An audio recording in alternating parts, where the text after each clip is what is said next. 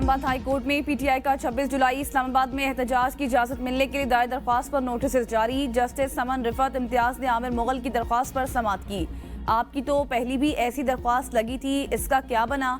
अदालत ने इस्तफसार किया कि चीफ जस्टिस की अदालत में हमारी दरख्वास्त लगी थी जो मंजूर हुई थी। शुएब शाहीन का जवाब, आज क्या करना चाह रहे हैं? अदालत का इस्तफसार। पीटीआई वकील ने दलाइल दिए, हम प्रेस क्लब के बाहर एक पुरअमन मुजाहिरा करना चाहते हैं जो ज्यादा से ज्यादा 1 घंटे का होगा।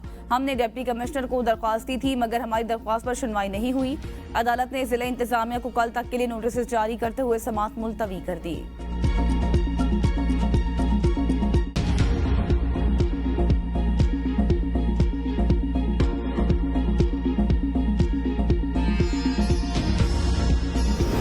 पीटीआई सेक्रेटेरिएट से गिरफ्तार 2 खवातीन की बादस गिरफ्तारी जमानत मंजूर। दरख्वास्त जमानत पर समाअत जुडिशल मजिस्ट्रेट शबीर भट्टी ने की। अदालत ने 50-50 हज़ार रुपए मुचलकों के एवज जमानत मंजूर कर ली। 2 रियासती इदारों के खिलाफ कैंपेन चलाई गई।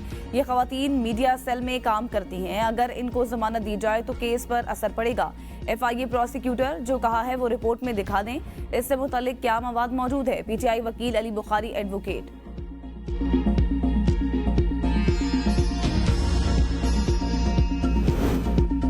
लाल हवेली की मलकियत का मामला, शेख रशीद की सेक्रेटरी वजारत मजहबी उमूर जुल्फिकार हैदर के दफ्तर में पेशी। लाल हवेली हमारी मलकियत है, हाई कोर्ट ने हमारे हक में फैसला दिया है। शेख रशीद अहमद की जानिब से ऐसा कहा गया। मुझे नोटिस मिला कि मैं सेक्रेटरी मजहबी उमूर के पास हाजिर हो जाऊं। कहा गया कि ये समाअत आज मुलतवी नहीं हो सकती। 9:30 बजे बुलाया गया लेकिन सेक्रेटरी मजहबी उमूर मौजूद नहीं थे। लाल हवेली मेरे भाई के नाम है, मेरी वहाँ रिहाइश है। शेख रशीद का कहना था लाल हवेली 3.25 मरले है, 19 घर उसके पीछे हैं। अब हम फिर हाई कोर्ट जाएं। सियासी सूरत हाल तबाही की तरफ जा रही है, इसका फायदा बानी पीटीआई को हो रहा है। बिजली का बिल तो लोगों को लड़ गया।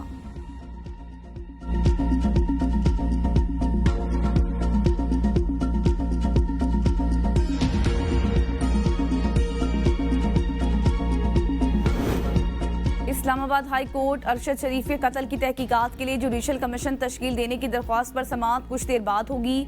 Chief justice Amir Farooq, senior सहाफ़ी हामिद मीर और अजहर सदीक की दरख्वास्तों पर समाअत करेंगे। IG Islamabad Ali Nasir Rizvi Islamabad high court पहुंच गए। अदालत ने IG इस्लामाबाद से JIT के सरबराह को तलब किया था। अरशद शरीफ की फैमिली भी कमरा अदालत में मौजूद।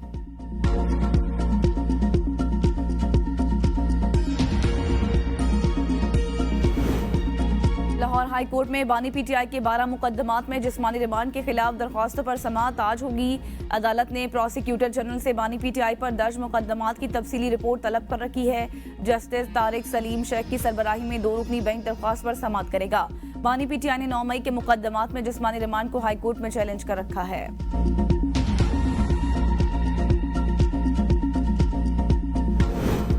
खैबर पख्तूनख्वा एपेक्स कमेटी का इजलास आज दिन 12 बजे होगा। इजलास की सदारत वज़ीर आला खैबर पख्तूनख्वा अली अमीन गंडापुर करेंगे।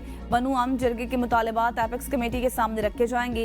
एपेक्स कमेटी में बनू वाक़े पर कमीशन बनाने के तरीके पर गौर होगा। इजलास में core commander, chief secretary, IG समेत दीगर आला हुकाम शरीक होंगे। बनू जरगा के 5 मशीरान भी शिरकत करेंगे।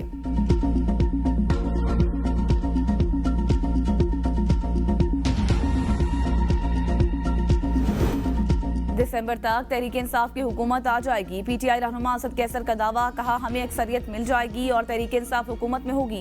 ये मखसूस नशिस्तों से मुतालिक बहाने ढूंढ रहे हैं कि हमें ना मिलें।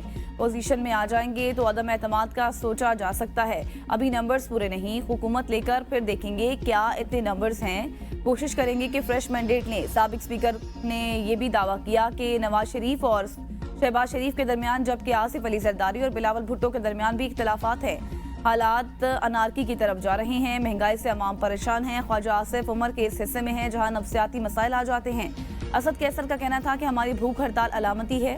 असल भूख हड़ताल तब करेंगे जब बानी हड़ताल करेंगे। आज़ाद अदलिया और कानून की हुक्मरानी नहीं होगी तो मुल्क आगे नहीं बढ़ेगा।